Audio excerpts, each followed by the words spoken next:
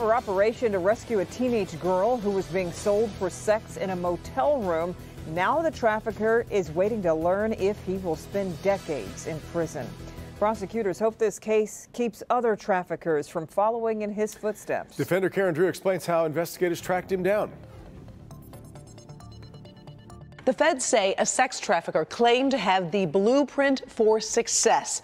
But the criminal complaint outlines how text messages, hundreds of ads for sex, and his own Facebook posts led to his demise.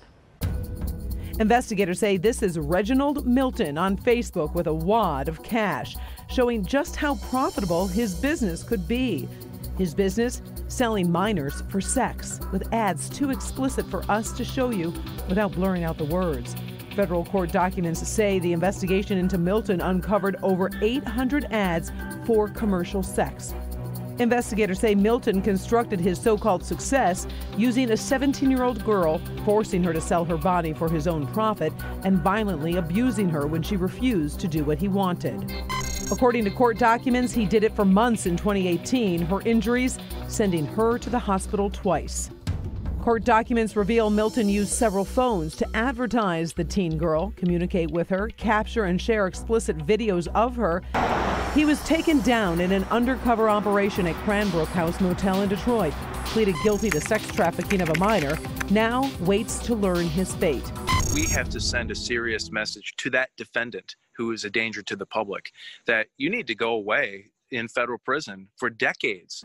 U.S. Attorney Matthew Schneider is seeking a 30-year prison sentence. As part of his plea deal, Milton must serve a minimum of 10 years. I mean, this is not a small offense, and hopefully other traffickers will see that. Anecdotally, we've seen that prosecutions are useful in deterring traffickers. So not only in stopping existing traffickers, but also deterring a future stream of traffickers. A report by the Human Trafficking Institute says Michigan ranks 8th in the nation for the number of defendants convicted of human trafficking, a total of 13 in 2019. One reason that this report is really a useful tool is it shows common human trafficking schemes, from traffickers' recruitment tactics to the type of trafficking and the industries where it takes place to the coercive tactics that they use to control their victims. Sex trafficking makes up the majority of cases. Across the country in 2019, only 6% of all human trafficking cases being prosecuted were forced labor cases. There were none in Michigan. And one of the reasons for this is they're just very difficult to investigate. The U.S. Attorney says he'd like to see an end to human trafficking cases and wants traffickers to realize if you're engaging in this kind of conduct, law enforcement's not going to look the other way. We're going to be following you, coming after you, and bringing justice to the victims. The national report also says the number of new human trafficking cases is down.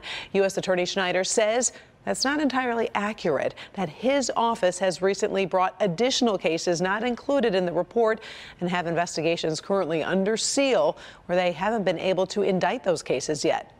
I'm Karen Drew, Local 4 Defenders. All right, Karen, Milton is scheduled for a competency hearing and set to be sentenced this February.